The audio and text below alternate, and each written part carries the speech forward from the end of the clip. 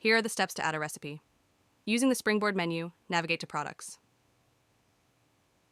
Then proceed to Manage Products.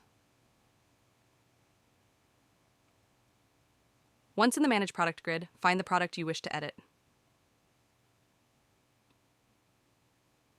Choose the Edit option indicated by a pencil icon.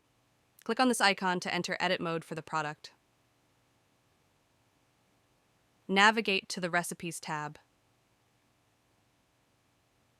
In the Recipes tab, add the ingredients to create the recipe by clicking on the icon plus. A drop-down list will appear, allowing you to search for and select the ingredient you want to add to the recipe. Pay attention to the unit of measure. Ensure to select the appropriate unit of measure for accuracy.